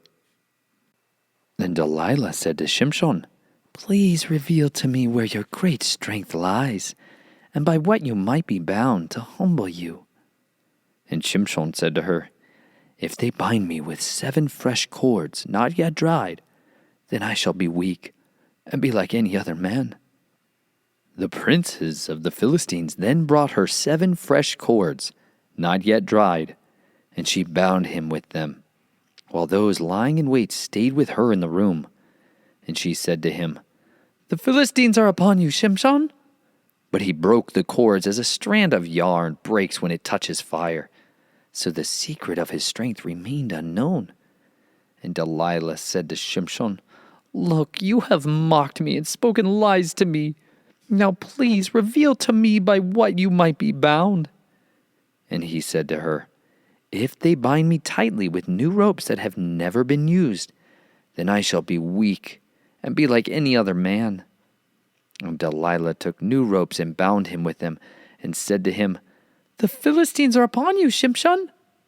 And those lying in wait were sitting in the inner room, but he broke them off his arms like a thread. So Delilah said to Shimshon, Until now you've mocked me and spoken lies to me. Reveal to me how you might be bound. And he said to her, If you weave the 7 locks of my head with the web. Then she fastened it with a pin and said to him, The Philistines are upon you, Shimshon. But he awoke from his sleep and pulled out the pin of the loom and the web. Then she said to him, How do you say I love you, when your heart is not with me? You have mocked me these 3 times, and have not made known to me where your great strength lies. And it came to be, when she pressed him daily with her words, and urged him so that his being was wearied to death, that he made known to her all his heart, and said to her, No razor has ever come upon my head, for I have been a Nazirite to Elohim from my mother's womb. If I were shaven, then my strength would leave me, and I would become as weak as any other man. And Delilah saw that he had made known to her all his heart, and she sent and called for the princes of the Philistines, saying, Come up once more, for he has made known to me all his heart. So the princes of the Philistines came up to her and brought the silver in their hand. And she made him sleep on her knees, and called for a man and shaved off the 7 locks of his head. Thus she began to humble him, and his strength left him. And she said, The Philistines are upon you, Shimshon. And he awoke from his sleep and said, Let me go out as before at other times and shake myself loose. But he did not know that Yahuah had turned aside from him. So the Philistines took him and put out his eyes, and brought him down to Azah, and bound him with bronze shackles, and he became a grinder in the prison. But the hair of his head began to grow again after it had been shaven. And the princes of the Philistines gathered to slaughter a great slaughtering, to Dagon their mighty one, and to rejoice. And they said, Our mighty one has given Shimshon our enemy into our hands. And the people saw him and praised their mighty one, for they said, Our mighty one has given into our hands our enemy, the destroyer of our land, who slew many of us. And it came to be, when their hearts were glad, that they said, Call for Shimshon, and let him entertain us. So they called for Shimshon from the prison, and he entertained them, and they made him stand between the columns. And Shimshon said to the young man who was holding his hand, Let me alone, and let me feel the columns which support the house, so that I lean on them. And the house was filled with men and women, and all the princes of the Philistines were there, and about 3,000 men and women on the roof, who watched Shimshon entertaining. And Shimshon called to Yahuah, saying, O Master Yahuah, remember me, I pray. Strengthen me, I pray, only this time, O Elohim, and let me avenge myself on the Philistines with vengeance for my 2 eyes. And Shimshon took hold of the 2 middle columns which supported the house, and he braced himself against them, one on his right and the other on his left. And Shimshon said, Let me die with the Philistines. And he bowed himself mightily, and the house fell on the princes and all the people in it. And the dead that he killed at his death were more than he had killed in his life. And his brothers and all his father's household came down and took him, and brought him up, and buried him between Zorah and Eshtaol, in the burial site of his father Manoah. And he had ruled Yisrael 20 years. Chapter 17. And there was a man from the hill country of Ephraim, whose name was Micaiah. And he said to his mother, The 1,100 pieces of silver that were taken from you, and on which you put a curse, even saying it in my ears, Look, the silver is with me. I took it. And his mother said, Blessed of Yahuah be my son. And he gave back the 1,100 pieces of silver to his mother. And his mother said, I had truly set apart the silver from my hand to Yahuah for my son, to make a carved image and a molded image, and now I give it back to you. And he gave the silver back to his mother, and his mother took 200 pieces of silver and gave them to the silversmith, and he made it into a carved image and a molded image. And they were in the house of Micaiah. Now the man Micah had a house of mighty ones, and made a shoulder garment and house idols. And he ordained one of his sons, who became his priest. In those days there was no sovereign in Yisrael. Everyone did what was right in his own eyes. And there was a young man from Bethlehem in Yehudah, of the clan of Yehudah, and he was a Levite, and he was sojourning there. And the man went out of the city of Bethlehem in Yehudah to sojourn wherever he could find a place. And he came to the mountains of Ephraim, to the house of Micah, as he journeyed. And Micah said to him, Where do you come from? And he said to him, I am a Levite from Bethlehem in Yehudah, and I'm on my way to find a place to sojourn. And Micah said to him, Dwell with me, and be a father and a priest to me, and I give you 10 pieces of silver per year, and a suit of garments, and your food. And the Levite went in.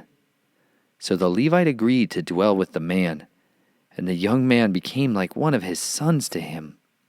Then Micah ordained the Levite, and the young man became his priest, and he was in the house of Micah. And Micah said, Now I know that Yahuah does good to me, since I have a Levite as priest. In those days there was no sovereign in Yisrael. And in those days the tribe of the Danites was seeking an inheritance for itself to dwell in. For until that day, all their inheritance among the tribes of Yisrael had not fallen to them. And the children of Dan sent 5 men of their clan, brave men from Zorah and Eshtaol, to spy out the land and search it. And they said to them, Go, search the land. So they went to the mountains of Ephraim, to the house of Micah, and spent the night there. When they were near the house of Micah, they recognized the voice of the young Levite, and turned aside, and said to him, Who brought you here? What are you doing in this place, and what do you have here? And he said to them, Micah did such and such for me, and he hired me, and I have become his priest. And they said to them, Please inquire of Elohim, and we shall know whether the journey on which we are going is prosperous. And the priest said to them, Go in peace. Your journey on which you go is before Yahuah. Then the 5 men left and came to Laish, and saw the people who were in their midst, how they dwelt safely according to the ruling of the Zidonians, at rest and unsuspecting. And no one possessing authority in the land was reproaching for any matter. And they were far from the Zidonians, and they had no word with anyone. And the spies came back to their brothers at Zorah and Eshtaol, and their brother said to them, What do you say? And they said, Arise, and let us go up against them. For we have seen the land, and look, it is very good. And you sit still. Do not hesitate to go, to enter in to possess the land. When you go, you are to come to an unsuspecting people, and the land is spacious. For Elohim has given it into your hands, a place in which there is no lack of any matter which is on the earth. And 600 men of the clan of the Danites went from there, and from Zorah and Eshtaol, armed for battle. And they went up and encamped in Kiriath Yearim in Yehudah. Therefore they call that place Mahanae Dan to this day. See, it is in the west of Kiriath Yearim. And they passed over from there to the mountains of Ephraim, and came to the house of Micah. And the 5 men who had gone to spy out the land of Laish answered and said to their brothers, Do you know that there are in these houses a shoulder garment, and house idols, and a carved image, and a molded image? And now you know what to do. And they turned aside there, and came to the house of the young Levite man, the house of Micah, and greeted him. And the 600 men, armed for battle, who were of the children of Dan, stood by the entrance of the gate. And the 5 men who had gone to spy out the land went up, and entering there they took the carved image, and the shoulder garment, and the house idols, and the molded image, while the priest stood at the entrance of the gate with 600 men who were armed for battle. And these went into Micah's house, and took the idol, and the shoulder garment, and the house idols, and the molded image. Then the priest said to them, What are you doing? And they said to him, Be silent. Put your hand over your mouth, and come with us, and be a father and a priest to us. Is it better for you to be a priest to the household of one man, or that you be a priest to a tribe and a clan in Yisrael? And the heart of the priest was glad, and he took the shoulder garment and the house idols and the carved image, and took his place among the people. And they turned and went and put the little ones and the livestock and the valuables in front of them. They had gone some distance from the house of Micah, when the men who were in the house near Micah's house gathered together and overtook the children of Dan, and called out to the children of Dan. So they turned around and said to Micah, What is the matter, that you have gathered such a company? And he said, You have taken away my mighty ones which I made, and the priest, and you are leaving. Now what more do I have? What is this you say to me? What is the matter? And the children of Dan said to him, Do not let your voice be heard among us, lest men, bitter of being, fall upon you, and you lose your life with the lives of your household. And the children of Dan went their way. And when Micah saw that they were too strong for him, he turned and went back to his house. Then they took what Micah had made, and the priests who had belonged to him, and went to Laish, to a people who were at rest and unsuspecting, and struck them with the edge of the sword, and burned the city with fire. And there was no deliverer, because it was far from Zidon, and they had no word with anyone. And it was in the valley that belongs to Beth Rehob. And they rebuilt the city and dwelt there. And they called the name of the city Dan, after the name of Dan their father, who was born to Yisrael. But previously the name of the city was Laish. And the children of Dan set up for themselves the carved image, and Jonathan, son of Gershom, son of Manasseh, and his sons were priests to the tribe of Dan, until the day the land was taken into exile. And they set up for themselves the carved image of Micah, which he had made all the days that the house of Elohim was in Shiloh. Chapter 19. And it came to be in those days, when there was no sovereign in Yisrael, that there was a certain Levite sojourning on the further side of the mountains of Ephraim. And he took for himself a concubine from Bethlehem in Yehudah. And his concubine committed whoring against him, and went away from him to her father's house at Bethlehem in Yehudah, and was there 4 new moons of days. And her husband arose, and went after her, to speak to her heart, and bring her back, having his servant and a couple of donkeys with him. And she brought him into her father's house. And the father of the young woman saw him, and he was glad to meet him. And his father-in-law, the young woman's father, took hold of him, and he dwelt with him 3 days. And they ate and drank and spent the nights there. And it came to be on the 4th day that they arose early in the morning, and he prepared to leave. But the young woman's father said to his son-in-law, Refresh your heart with a piece of bread. and afterward go your way." So they sat down, and the two of them ate and drank together. And the young woman's father said to the man, "Please agree to stay all night, and let your heart be glad." And when the man arose to go, his father-in-law urged him, so he spent the night there again. And he arose early in the morning on the 5th day to go. But the young woman's father said, "Please refresh your heart." So they delayed until afternoon, and both of them ate. And the man arose to go, he and his concubine and his servant. But his father-in-law, the young woman's father, said to him, "See, the day is now drawing toward evening. Please spend the night. See, the day is coming to an end. Stay here and let your heart be glad, and you shall rise early tomorrow for your journey, and you shall go to your tent." But the man would not stay that night. And he arose and left and came to a place opposite Yebus, that is Jerusalem. And with him were the 2 saddled donkeys and his concubine with them. They were near Yebus, and the day was far spent. And the servant said to his master, "Come, please, and let us turn aside into this city of the Jebusites, and spend the night in it." And his master said to him, "Let us not turn aside here into a city of foreigners, who are not of the children of Israel, but we shall pass over to Giba." And he said to his servant, "Come, let us draw near to one of these places, and spend the night in Giba or in Ramah." And they passed over and went their way. And the sun went down on them near Giba, which belongs to Benjamin. And they turned off there to go in to spend the night in Giba. So he went in, and he sat down in the open square of the city, for no one would take them into his house to spend the night. But see, an old man came in from his work in the field at evening, who also was from the mountains of Ephraim, and he was sojourning in Giba, whereas the men of the place were Benjamites.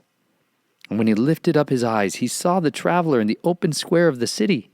And the old man said, "Where are you going? And where do you come from?"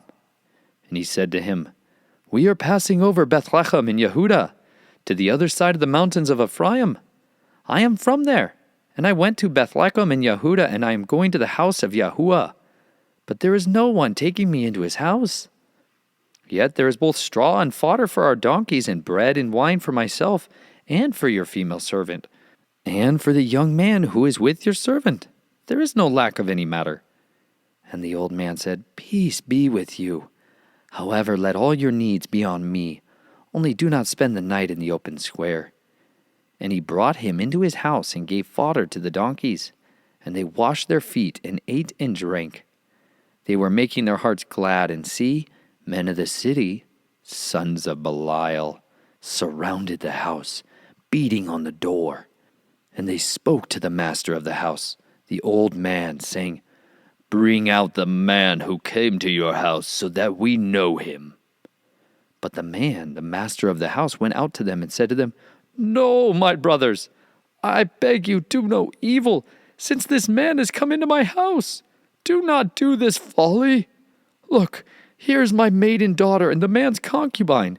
Let me bring them out now and humble them and do with them what is good in your eyes, but do not do such a foolish matter to this man." But the men would not listen to him. So the man took hold of his concubine and brought her out to them. And they knew her and rolled themselves on her all night until morning, and let her go when the day began to break. And as morning appeared, the woman came back and fell down at the door of the man's house where her master was, till it was light. And her master rose up in the morning and opened the doors of the house, and went out to go his way, and saw his concubine fallen at the door of the house, with her hands on the threshold. But he said to her, "Rise up, and let us go." But there was no answer. Then he took her on the donkey, and the man rose and went to his place, and came into his house, and took a knife, then took hold of his concubine, and cut her up, limb by limb, into 12 pieces, and sent her throughout all the borders of Yisrael. And it came to be that all who saw it said, "There has never been, and there has not been seen the like of this from the day that the children of Israel came up from the land of Mitsrayim until this day. Set your heart on it. Take counsel, and speak up." Chapter 20. And all the children of Yisrael came out from Dan to Beersheba, and from the land of Gilead, and the congregation assembled as one man before Yahuah at Mizpah. And the leaders of all the people, all the tribes of Yisrael, presented themselves in the assembly of the people of Elohim, 400,000 foot soldiers who drew the sword. And the children of Benjamin heard that the children of Yisrael had gone up to Mizpah. And the children of Yisrael said, "Speak up! How did this evil come about?"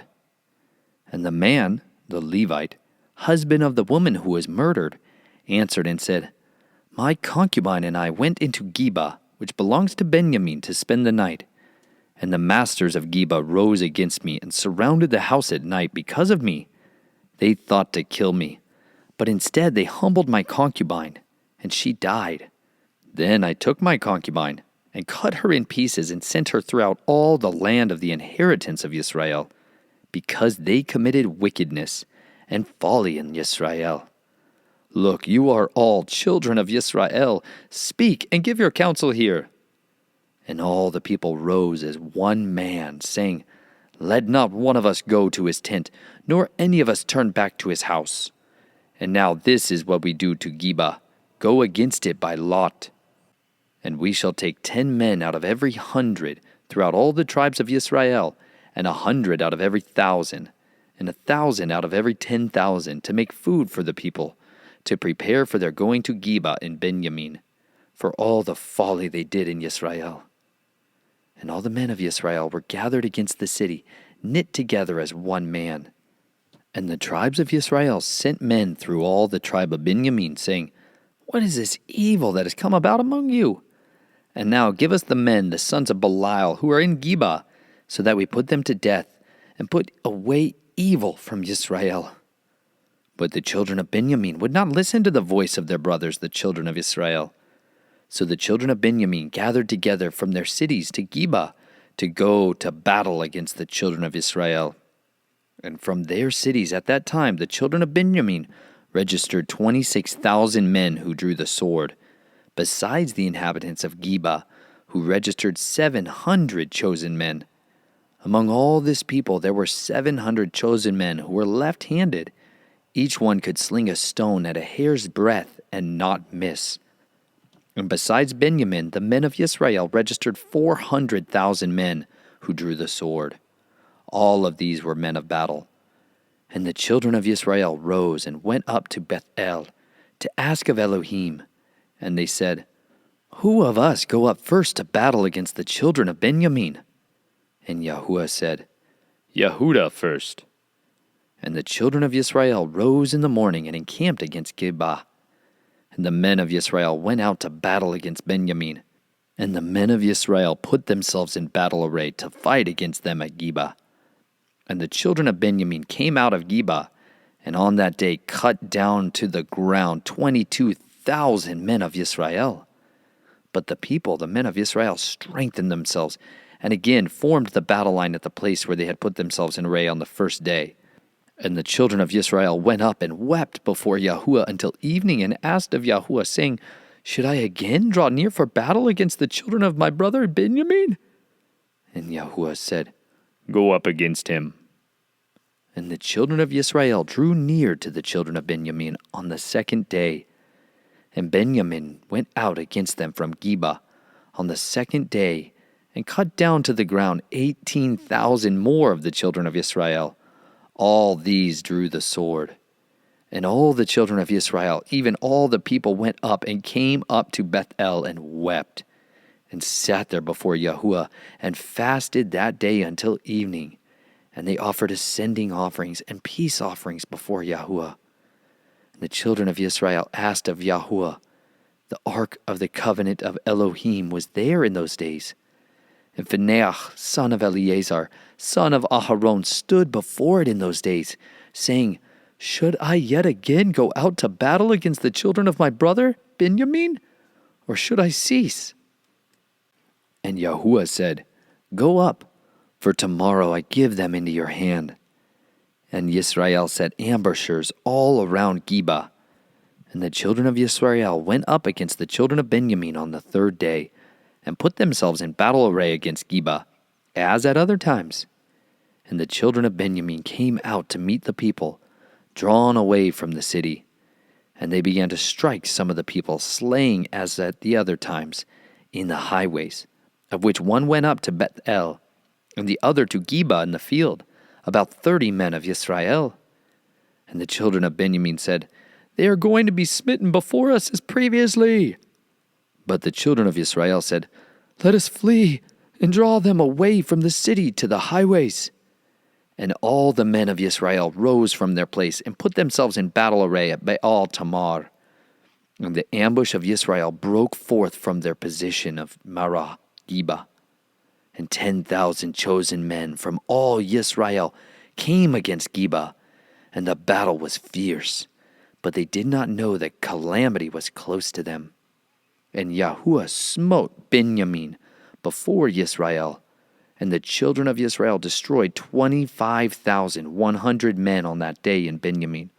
All these drew the sword. And the children of Benjamin saw that they were smitten, and the men of Yisrael had given ground to the Benjamites, because they trusted in the ambush that they had set against Giba. And the ambush hurried and came against Giba, and the ambush spread out and struck the entire city with the edge of the sword. And the appointed signal between the men of Yisrael and the ambush was that they would make a great cloud of smoke rise up from the city. Then the men of Yisrael would turn in battle, and Benjamin began to strike dead about 30 of the men of Yisrael. For they said, They are indeed smitten before us as at the first battle. Then the cloud began to rise from the city in a column of smoke, and the Benjamites looked behind them, and saw the entire city going up in smoke to the heavens. And when the men of Israel turned back, the men of Benjamin were troubled, for they saw that calamity was close to them. And they turned their backs before the men of Israel toward the way of the wilderness. But the battle overtook them, while those who had come out of their cities were destroying them in their midst.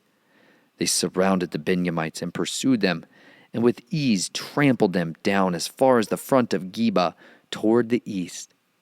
And there fell of Benjamin 18,000 men. All of these were mighty men. And they turned and fled toward the wilderness, to the rock of Rimmon. And they cut down 5,000 of them on the highways, and followed after them to Gideon, and struck 2,000 of them. And all who fell of Benjamin that day were 25,000 men who drew the sword. All of these were mighty men. But 600 men turned and fled toward the wilderness, to the rock of Rimmon. And they dwelt at the rock of Rimmon for 4 new moons. And the men of Israel turned back against the children of Benjamin, and struck them with the edge of the sword, from every city, men and beasts, all who were found. And they set fire to all the cities they came to. Chapter 21. And the men of Yisrael had sworn an oath at Mizpah, saying, Not one of us shall give his daughter to Benjamin as a wife. So the people came to Bethel and sat there until evening before Elohim, and lifted up their voices and wept bitterly, and said, O Yahuah, Elohim of Yisrael, why has this come about in Yisrael, that today there should be one tribe missing in Yisrael? And it came to be on the morrow that the people rose early and built a slaughtering place there, and brought ascending offerings and peace offerings. And the children of Yisrael said, Who is there among all the tribes of Yisrael who did not come up with the assembly to Yahuah? For they had made a great oath concerning anyone who had not come up to Yahuah at Mizpah, saying, He shall certainly be put to death. And the children of Yisrael were sorry for Benjamin their brother, and said, One tribe is cut off from Yisrael today. What do we do for wives for those who remain, seeing we have sworn by Yahuah not to give them our daughters as wives? And they said, Which one of these tribes of Yisrael did not come up to Mizpah to Yahuah? And see, no one had come to the camp from Yabesh Gilead to the assembly. For when the people called a roll, see, not one of the inhabitants of Yabesh Gilead was there. And the congregation sent out there 12,000 of their bravest men, and commanded them, saying, Go, and you shall strike the inhabitants of Jabesh-Gilead with the edge of the sword, even the women and the children. And this is what you do. Put under the ban every male and every woman who has known a man by lying with him. And they found among the inhabitants of Jabesh-Gilead 400 young maidens who had not known a man. And they brought them to the camp at Shiloh, which is in the land of Canaan. Then all the congregation sent and spoke to the children of Benjamin, who were at the rock of Rimmon, and proclaimed peace to them. And Benjamin turned back at that time, and they gave them the women whom they had saved alive of the women of Jabesh-Gilead. But even so there were not enough for them. And the people were sorry for Benjamin, because Yahuah had made a breach in the tribes of Yisrael. And the elders of the congregation said, What do we do for wives for those who remain, since the women who have been destroyed out of Benjamin? And they said, There is an inheritance for the survivors of Benjamin, and no tribe is to be destroyed from Yisrael. But we are unable to give them wives from our daughters, for the children of Yisrael have sworn an oath, saying, Cursed be the one who gives a wife to Benjamin. So they said, See, there is a yearly festival of Yahuah in Shiloh, which is north of Bethel, on the east side of the highway that goes up from Bethel to Shechem, and south from Lebanah. And they commanded the children of Benjamin, saying, Go, lie in wait in the vineyards, and watch, and see when the daughters of Shiloh come out to perform their dances. Then you shall come out from the vineyards, and every man catch a wife for himself from the daughters of Shiloh, and go to the land of Benjamin. And it shall be when their fathers or their brothers come to us to complain, that we shall say to them, Favor us with them, because we did not take a wife for any of them in battle, neither have you given them to them, making yourselves guilty of your oath. And the children of Benjamin did so, and took enough wives for their number from those who danced, whom they caught. Then they went and returned to their inheritance, and they rebuilt the cities and dwelt in them. And the children of Yisrael went from there at that time, each one to his tribe and clan. And they went from there, each one to his inheritance. In those days there was no sovereign in Yisrael. Everyone did what was right in his own eyes.